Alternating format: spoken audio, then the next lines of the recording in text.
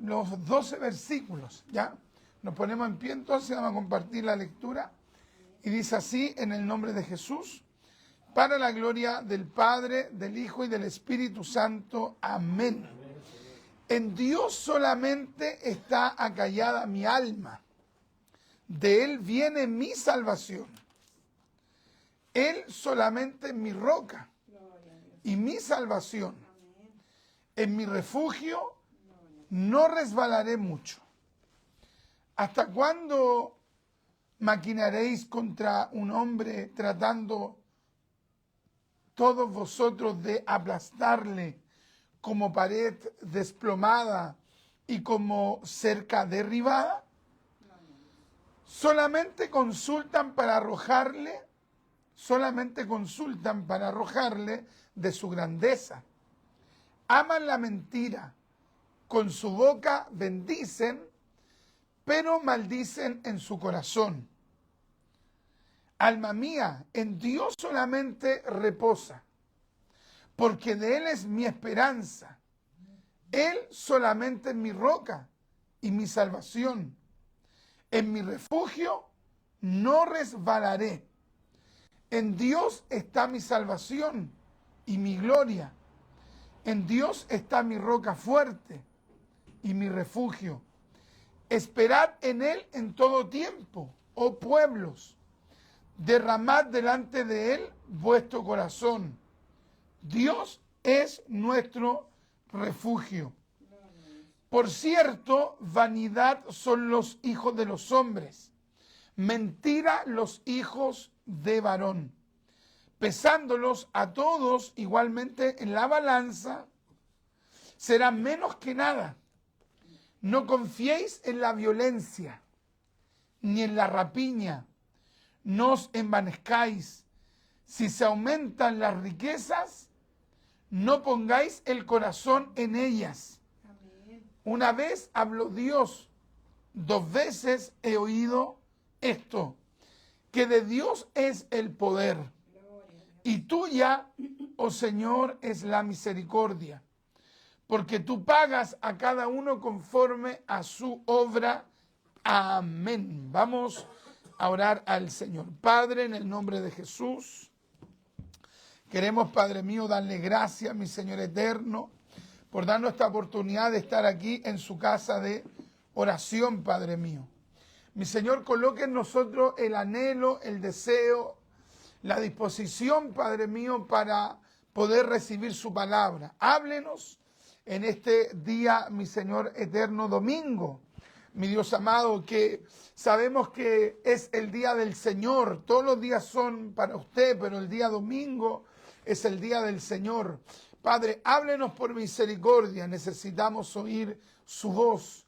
Hable a nuestra alma, a nuestro espíritu, a nuestro ser.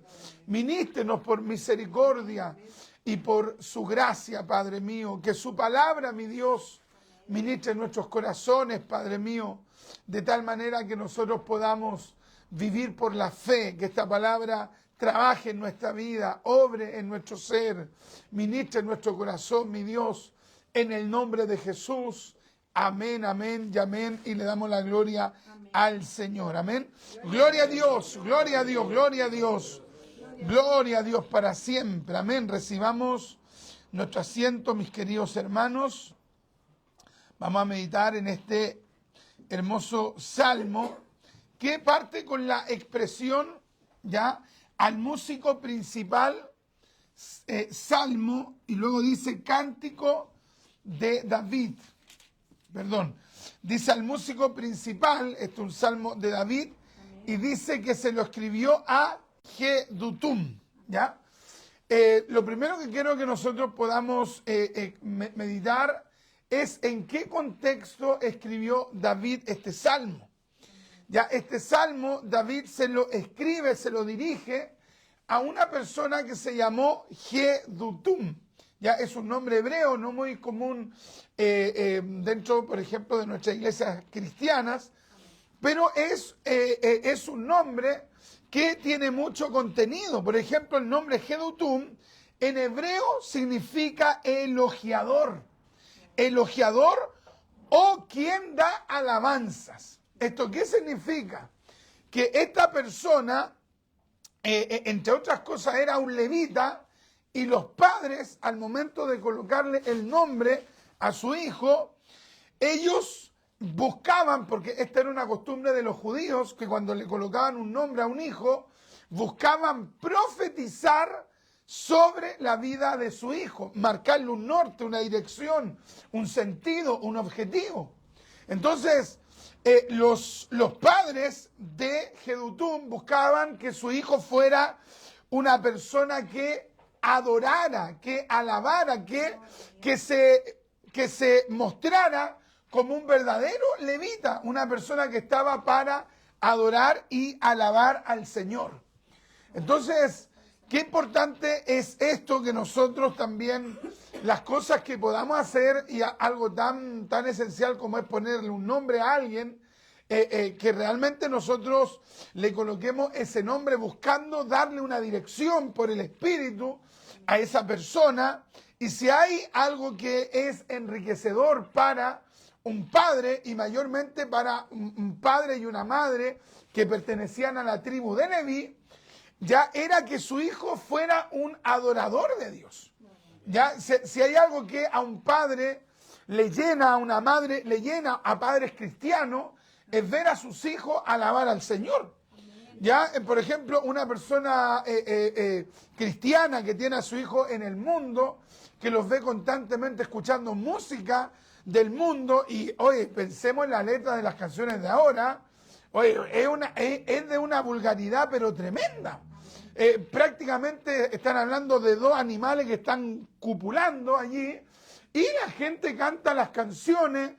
Yo el otro día le compartía a mi esposa que es tremendo. Las feministas tienen una pero tremenda contradicción, porque de repente están hablando, por ejemplo, de que a la mujer se le valore, pero esas mismas están cantando canciones de reggaetón y no sé cuáles son los otros géneros donde se enfatiza en la explotación sexual, y esas mismas están en las letras cantando una denigración hacia la mujer. Entonces, qué tremendo es cuando un padre también tiene que ver a sus hijos. Lamentablemente, un padre cristiano, una madre cristiana, ver a su hijo en el barro, en la basura, en lo peor de la sociedad. Y qué bendiciones cuando hay un papá, una mamá que pueden escuchar a un hijo adorar al Señor. Y que no solamente, porque una cosa es cantar, ¿ya? Y otra cosa es alabar. O sea, que realmente haya un deseo de darle a Dios lo que Él se merece. Elogiador, qué tremendo término, elogiador. Yo no sé cuántos de nosotros elogiamos al Señor en la alabanza. Ya, hermoso, glorioso, majestuoso, sublime, excelso. Muchas veces, hermanos, nuestras alabanzas, nuestros cánticos, son cánticos meramente tradicionales, ritualistas. Pero Dios quiere que podamos tener esta dinámica, elogiar al Señor en la alabanza. Pablo dice, cantaré con el espíritu, pero también cantaré con el entendimiento. Entonces ya a partir de esto podemos entender que Jedutún tuvo el privilegio de tener padres que tenían comprensión acerca de lo que esperaban de él. Jedutún era un levita, ¿ya?, de los hijos de Merarí, ¿ya? Era uno de los músicos principales asignados por David para dirigir la adoración pública en el tabernáculo, ¿ya? De hecho, era uno de sus directores. O sea, en este caso, David le escribe este salmo a Jedutún, y Jedutún era un músico, un corista, y no solamente eso, sino que era una persona que dirigía a los demás. Entonces, David, cuando escribe este salmo, David sabe de que este salmo va a ser de gran ayuda, primeramente para Jedutún, en la vida personal de Jedutún, y indudablemente que David le da este salmo para que luego este salmo, esta poesía, este escrito, inspirado por el Espíritu Santo, se cantara en el templo, en ese momento en el tabernáculo. Le hace Primera de Crónicas 16:41, 25 del 1 al 3, etcétera, etcétera, etcétera.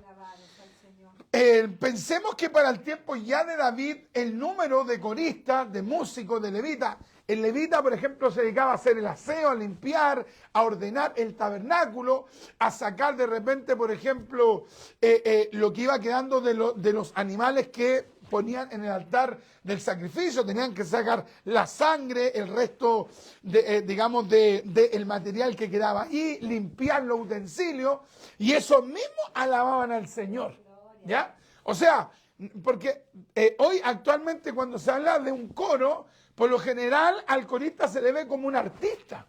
Entonces, solo llega a tocar y se acabó el asunto y después se retiran como artistas.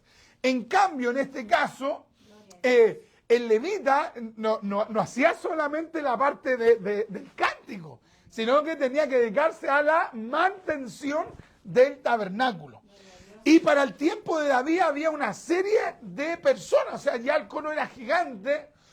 Algunos han dado algunas estimaciones que incluso para el periodo de David y llegando al tiempo de Salomón eran probablemente mucho más de 1000 levitas. O sea, estamos hablando de un número que se iba evidentemente que rotando, pero era un número tremendo. Y Jedutún era uno de los directores, ya lo que hoy día podríamos denominar jefes de coro, ¿ya?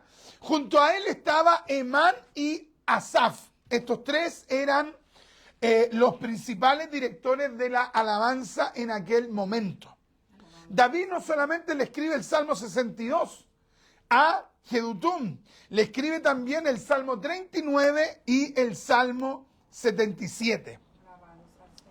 Ya dentro de las funciones que cumplía Jedutún, que no era solamente el jefe de coro, no solamente hacía aseo, limpiaba, etcétera, sino que también Jedutún junto a sus 6 hijos, tenía 6 hijos, imagínense, tenía 6 hijos, y ellos cumplían el rol también de ser porteros allá en las dependencias del tabernáculo. ¿Ya? O sea, imagínense usted una persona tan importante que dirigía un coro, que dirigía la alabanza, y de repente andaba haciendo el aseo, y de repente estaba en la puerta de portero allí en el tabernáculo. O sea, eso ya es algo llamativo. Piense usted en estas mega iglesias, 500 miembros, 1000 miembros, 10.000 miembros, que de repente tú veas a la persona que toca, que ministra, que Dios lo usa tremendamente, y de repente que lo veáis haciendo el aseo. De repente que lo veáis de portero. Hoy día no tocó, se puso de portero. Eso a la gente, yo creo que, por lo menos a mí me impresionaría. Ya digo me impresionaría porque no lo he visto, ¿ya? Por eso digo me impresionaría. Tal vez más de alguna iglesia ocurre aquello.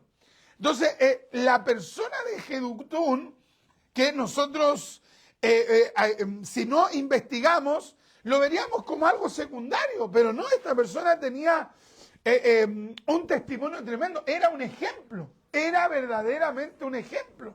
O sea, bueno, yo conversaba, por ejemplo, con un pastor en estos días, y este pastor me hablaba y me decía que el énfasis que él buscaba, porque él había formado a varios pastores y misioneros, y él me decía que más que buscar a ser líderes, decía él, debíamos tratar de ser ejemplos, Entonces, el que es un ejemplo puede incentivar a los demás con el ejemplo. Entonces, eso a uno verdaderamente lo desafía. ¿Por qué? Porque por lo general cuando una persona llega a un nivel, a un estatus, a un reconocimiento, es difícil que después como que, entre comillas, se rebaje a hacer lo que hizo en un comienzo. Mas Jedutún es la persona consecuente, es la persona que no pierde el sentido del servicio. Y no solamente él, sino que como aquí señalábamos, él tenía 6 hijos, y a esos 6 hijos le fomentó hacer lo mismo, ser servidores. Entonces, claro, cualquier persona que escucha a alguien que da una orden, en este caso Jedutún, junto a los otros directores de la alabanza, Emán y Asaf, cualquiera que ve a una autoridad haciendo lo que manda, eso llena a esa persona de autoridad, ya no solamente institucional, sino que una autoridad espiritual hay sobre esa persona. Entonces, Jedutún es director de la alabanza, es músico. Es una persona que se dedica a hacer el aseo, a ordenar, a limpiar, es portero junto a sus hijos. Pero no solo eso, sino que también la Escritura nos enseña que él, Jedutún, junto a sus hijos, tienen en ocasiones la manifestación de dones de profecía. Entonces, piense usted, o sea, estamos hablando de una persona multifacética, ¿ya? O sea, una persona que tiene servicio, una persona que tiene autoridad para liderar, para dirigir, una persona que tiene un gran testimonio, una persona que tiene también dones en momentos específicos de profecía. O sea, una persona con este nivel, digamos, de respaldo de Dios, se hace más sorprendente ver que de repente está de portero, que de repente está limpiando, considerando cómo Dios viene, el Espíritu de Dios va, se derrama sobre su vida. Amén, amén. Alabado sea el Señor. Él tuvo la gran bendición de que sus hijos también con el tiempo, cuando él parte, muere, se va a la presencia del Señor, gran parte de su descendencia terminó también siendo directores de alabanza. Segunda de Crónicas 5:12. Porque indudablemente que si hay un papá, si hay una mamá que se entregan a Dios, que ven a Dios como prioridad, Dios va a bendecir a su descendencia, sí o sí.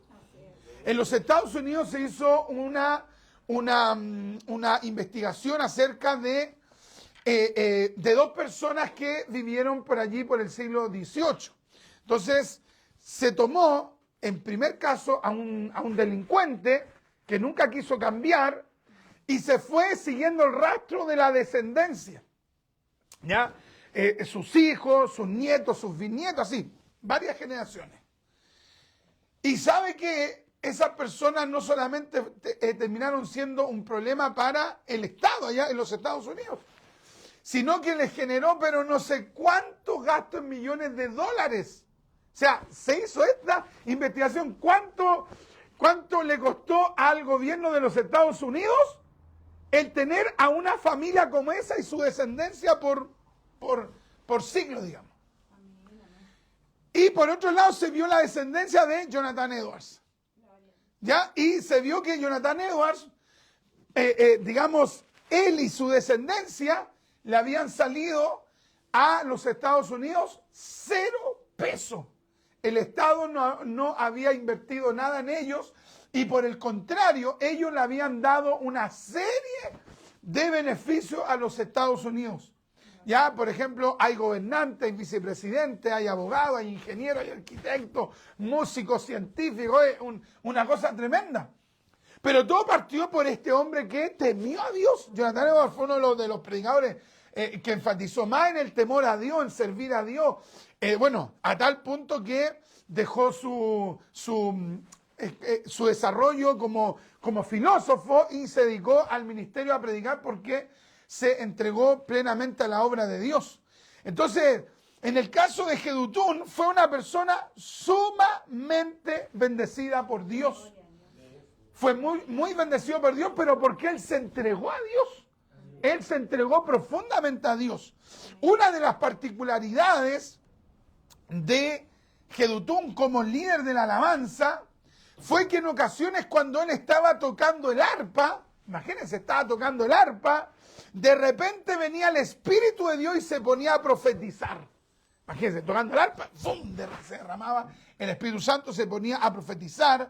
Pero en esa profecía habían 2 elementos esenciales. Él le daba gracias a Dios y él exaltaba y alababa al Señor. ¿Ya? O sea, que es lo que uno incentiva también a los hermanos, y uno mismo debe tratar de hacerlo, de que en la alabanza nosotros también exaltemos a Dios. Eres hermoso, eres glorioso, eres sublime, eres majestuoso.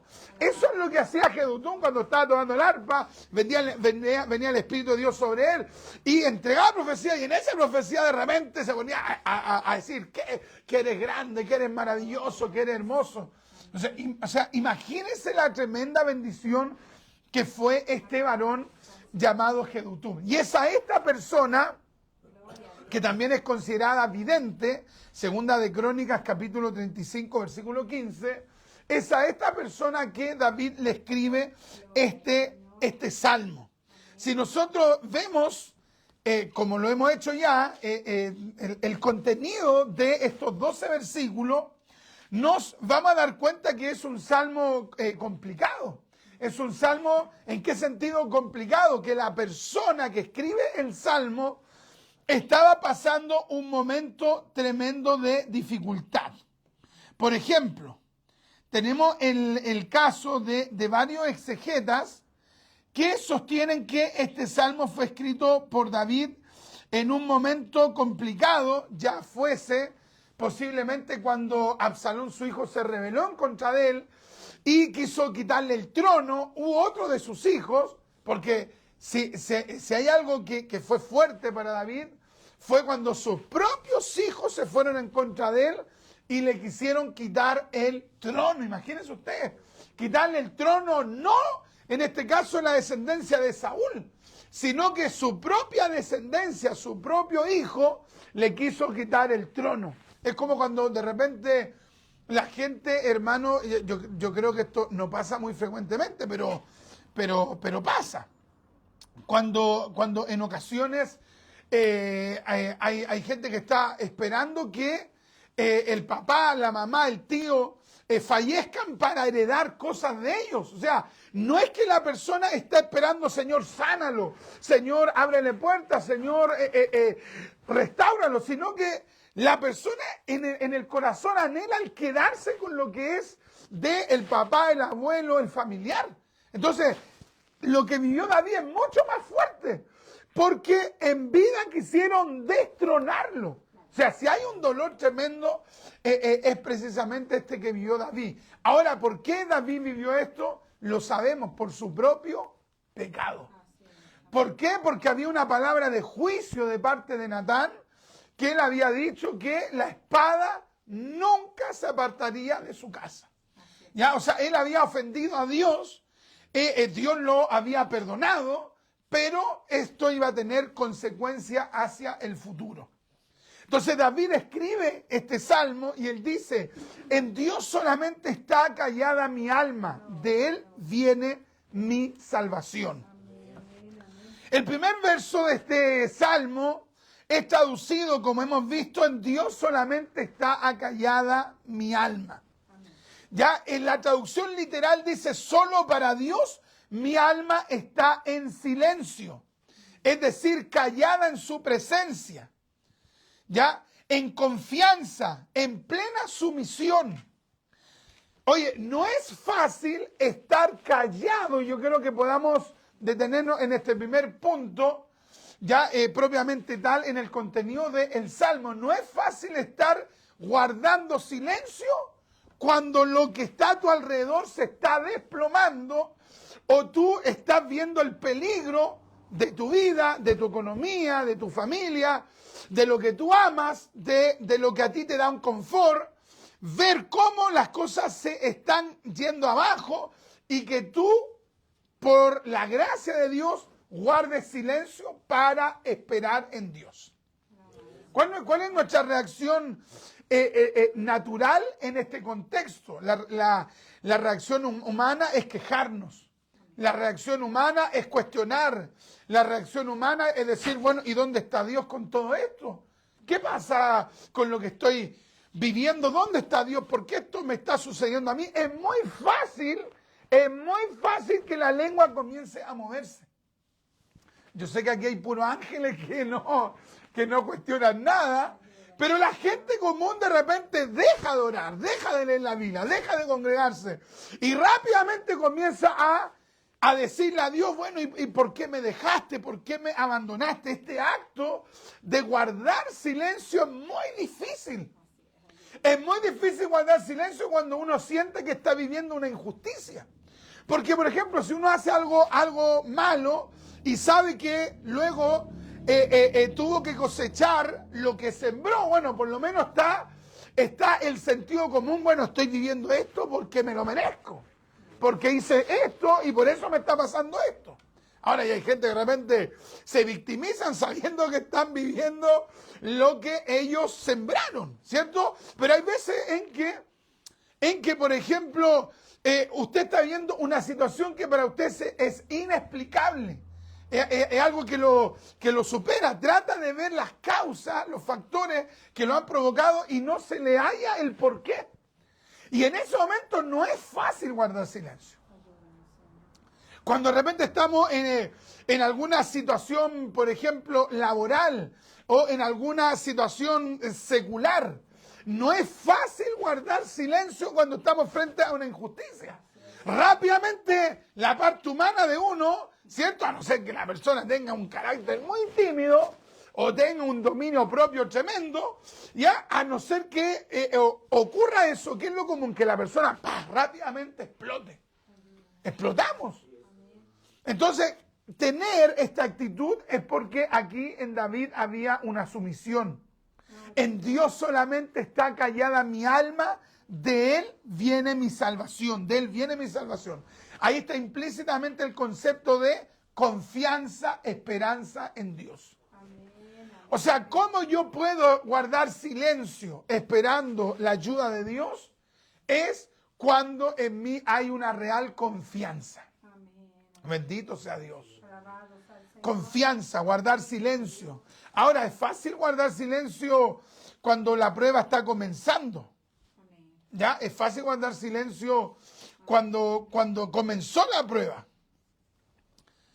Pero cuando comienzan a pasar los días, las semanas, los meses, los años, cuando pasó 1 año, 2 años y tú no tienes una respuesta frente a una petición, podríamos tener este nivel de docilidad. No voy a alegar, no me voy a poner a decir improperio, no me voy a ofuscar. Hay gente que incluso hasta en la oración de repente como que explota frente a Dios. ¿Pero por qué pasó esto? En cambio, en David vemos una persona que en su conciencia tal vez sabe que en alguna medida está en una situación X porque tal vez contribuyó a aquello. Porque la gran mayoría de veces cuando estamos en momentos difíciles, no siempre así, pero la mayoría de las veces sabemos que nosotros hemos aportado a esa situación. Nosotros hemos provocado parte de esa situación. Pero ¿cuál es la clave? Aprender a guardar silencio.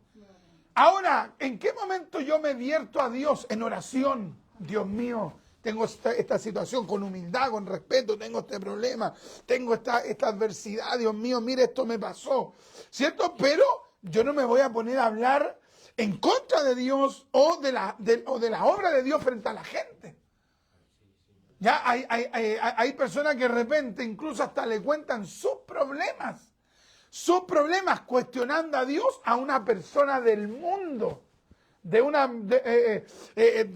religión X, le dicen, no, tengo este problema, tengo aquí, tengo allá, y no sé por qué estoy viviendo esto, no sé, tal vez Dios me dejó, y se lo está contando un católico, a un testigo de Jehová, a un mormón, a un adventista, a un ateo, a un agnóstico. O sea, eso no glorifica nada a Dios. ¿Qué es lo que hay que hacer? Hay que llevar eso a la oración. Dios mío, aquí está este problema. Ayúdeme a ser sabio, ayúdeme a no alegar. Tenemos en este salmo constantemente la expresión él solamente, o en él, se ocupa la frase solamente. En él solamente, él solamente es mi roca y mi salvación. Verso 4, solamente consultan para arrojarle de su grandeza, solamente, o sea, David se siente que, por un lado, como que los dardos han ido en contra de él, como que él es el objeto de los ataques y no entiende por qué finalmente David ama a Dios, porque si hay algo que cuesta comprender que uno pase momentos complicados amando a Dios, ¿cierto? Porque de repente pensamos, no, yo amo a Dios, a mí no me tiene que pasar esto, porque amo a Dios. Entonces, es difícil en ese momento guardar la templanza, el dominio propio, la sobriedad. En este caso David se sienta así, pero también está la contraparte, que él entiende que, así como siente que solamente a él lo están atacando, también entiende que solamente de Dios va a venir su respuesta. Solamente de Dios va a venir su respuesta.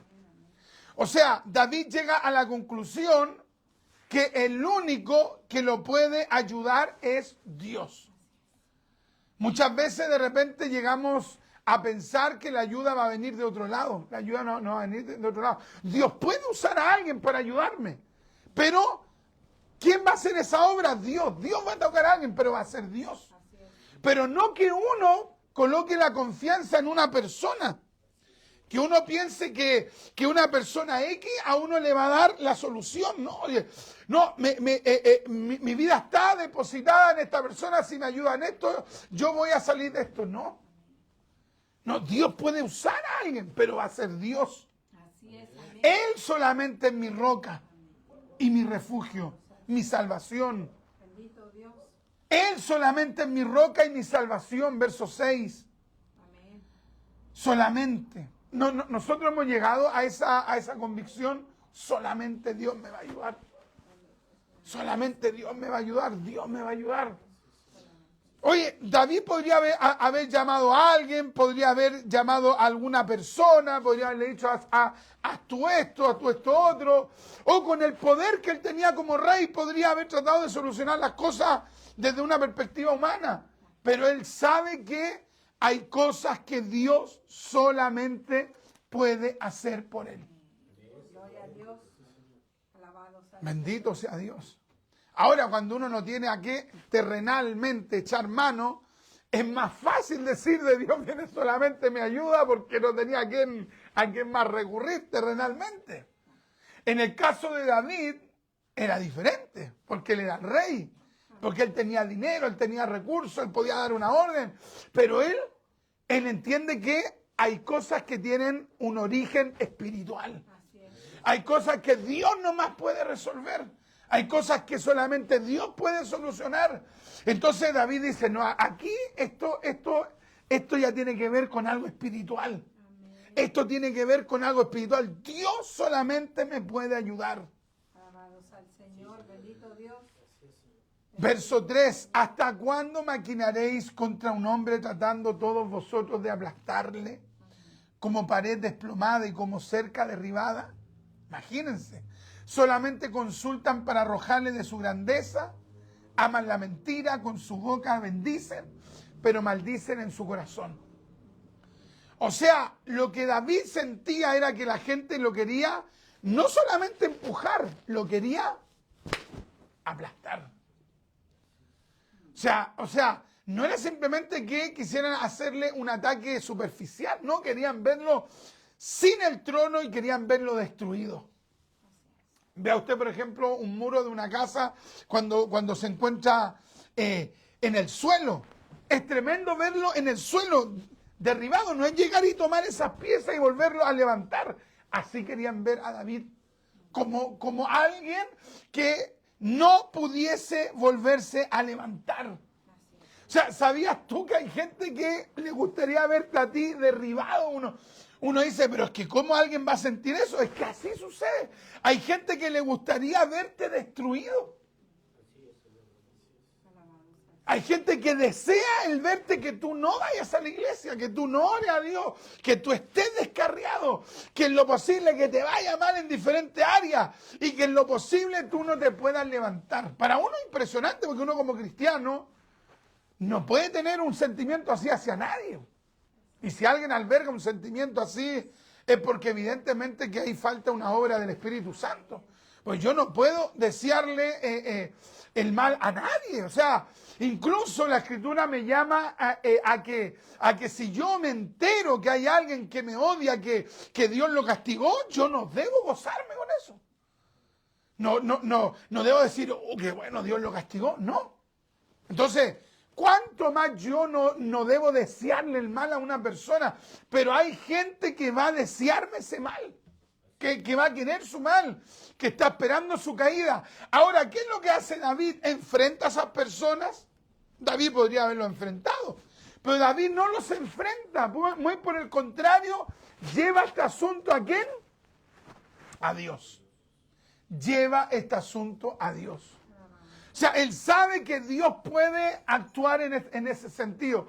Y pensaba yo en cómo este salmo habla de la dependencia de David y también nos expresa cómo hay gente que, a pesar que amamos a Dios, nos va a querer derribar sin nosotros haberle hecho daño a ellos. Pero yo también meditaba cómo David le envía este escrito a Jedutún. ¿Sabe por qué? Porque también David quería enseñarle a Jedutún que eso también vive un hombre de Dios. O sea, Jedutún, tú eres líder de alabanza, tú eres servidor, tú tenés bendiciones, pero Jedutún, que no se te olvide que va a haber gente que va a querer derribarte a ti también. Si me quieren derribar a mí, seguro que tal vez te van a querer derribar a ti. ¿Por qué? Porque las personas que son instrumentos de Dios, el enemigo, que el Señor lo reprenda, quiere derribar a los cristianos. Yo pensaba en esto como, por ejemplo, habitualmente en las iglesias la gente canta puras victorias. Puras victorias, que todo, sobre todo en la iglesia de la prosperidad, que todo le sale tan bien, que todo es tan idílico, que todo es tan paradisíaco. No hablan de las pruebas, de que realmente hay cosas que no les resultan, hay oposición, no hablan de eso. Pero David, mira, lo deja escrito y le dice, ¿sabes qué? Jedutún, lee este salmo y cántenlo más encima. Cántenlo allí, canten de que va a haber momentos en que van a tener que aprender a estar en silencio. Van a haber momentos en que tú te vas a encontrar con gente que te va a querer derribar. Van a haber momentos en los cuales tú te vas a encontrar con personas que con la boca te van a bendecir. Pero por dentro te están diciendo, oiga, pero qué cosas. Bendición, oye, pero qué tremendo. Yo meditaba en esto, oiga, ¿cómo alguien puede decir Dios te bendiga? Y por dentro te puede estar maldiciendo. O sea, es lo contrario. ¿Me entiendes? Porque alguien puede decir Dios le bendiga y no le importa que Dios bendiga a la persona. ¿Ya? Que estaría mal. Pero peor es Dios te bendiga, es decir, Dios te bendiga y por dentro, desgraciado, ¿no? Infeliz, miserable, ojalá que te vaya mal. O sea, aquí lo que estaba reinando en esos que estaban en contra de David era la hipocresía. Era la hipocresía. O sea, nosotros tenemos que cuidarnos de actuar en este nivel de hipocresía. Ahora, ¿cómo David lidia con todo esto? Refugiándose en Dios. Entonces, la predicación de hoy, mis amados hermanos, tiene como centro precisamente esto. Que nosotros aprendamos a depender de Dios. A depender de Dios. En la bendición a depender de Dios. En la prueba a depender de Dios. En las cosas que no entendemos a depender de Dios. A esperar, voy a esperar que Dios actúe. Voy a esperar, voy a presentar oración, voy a presentar ayuno.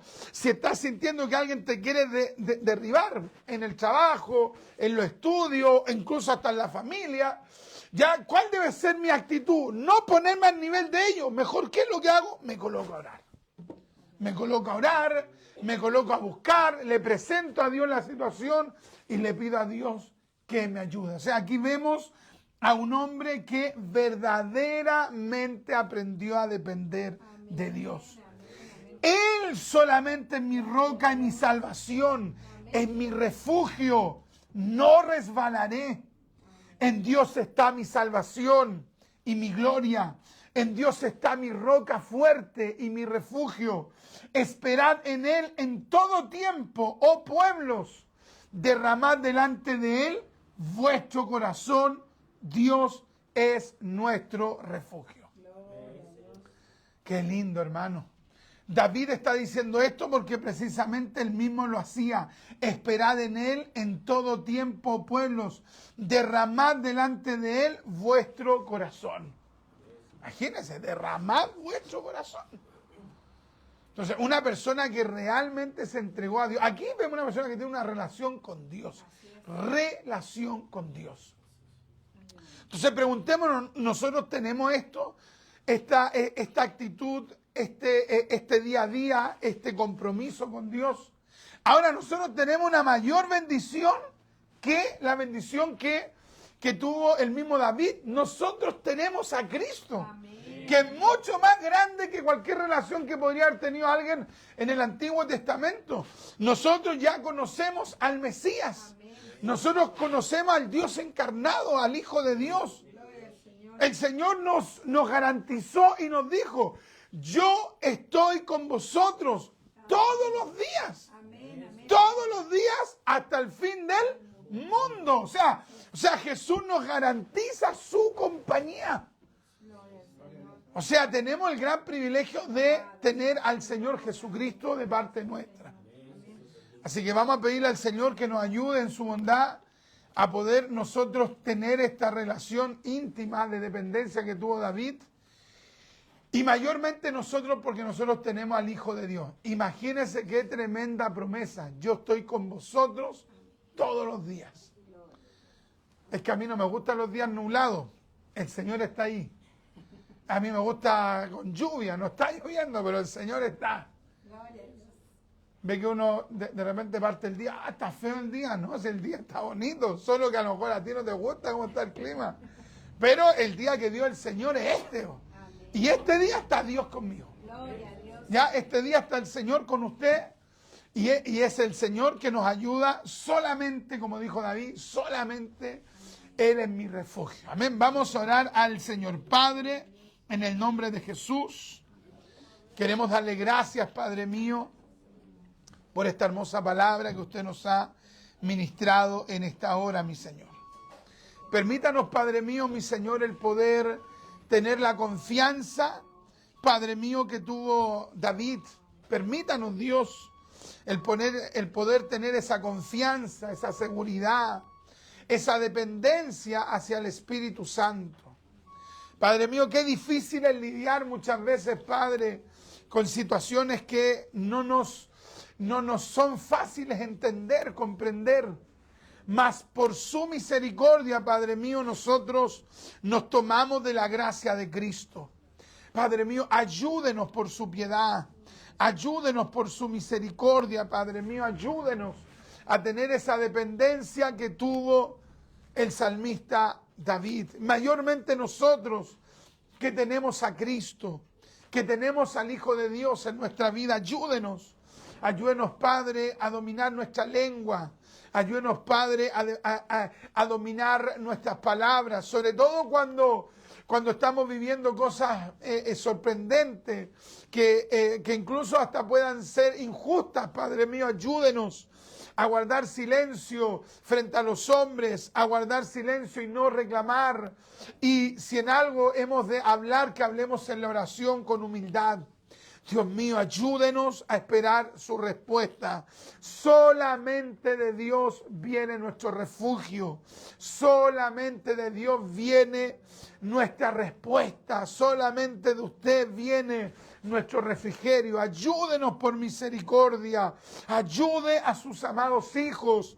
Ayúdelos, Padre mío, ayúdeme a mí. Padre, cada uno de nosotros tenemos una realidad, tenemos, Padre mío, vidas, historias, desafíos, proyectos, situaciones, Padre mío, vivencia. Cada uno de nosotros tenemos vivencias reales que muchas veces no las entendemos, pero que con la ayuda suya podremos enfrentarlas y podremos avanzar. Gracias, porque nosotros hoy tenemos al Espíritu Santo que nos dio el Señor Jesucristo, que es nuestro consolador. Consuélenos, Espíritu de Dios, en esta mañana, Padre mío, que su Espíritu Santo nos consuele. Ya estamos llegando al mediodía. Espíritu Santo, consuélenos en esta hora de la mañana, del mediodía. Traiga paz, traiga refrigerio, traiga renovación espiritual y denos la capacidad, como comentaba Martín Lutero este salmo, denos el aguante espiritual, la persistencia, Padre mío, la resistencia para seguir fieles al Señor Jesucristo. Gracias porque el Espíritu Santo nos ayuda en nuestras debilidades. Gracias, Dios, por ser nuestro Dios. Muchas gracias, Padre. Y le pedimos por último, mi Dios, que usted, Padre mío, Padre eterno, trate con aquellos que quieran ver nuestra ruina. Trate usted con aquellos que quieran ver nuestro mal. Padre mío, su palabra dice, si te maldicen, bendice. Si te maldicen, bendice. Ayúdenos a llegar a ese nivel de entrega. Si te persiguen, ora por esas personas. Oh Señor, ayúdenos a tener un real comportamiento cristiano. Gracias por su palabra.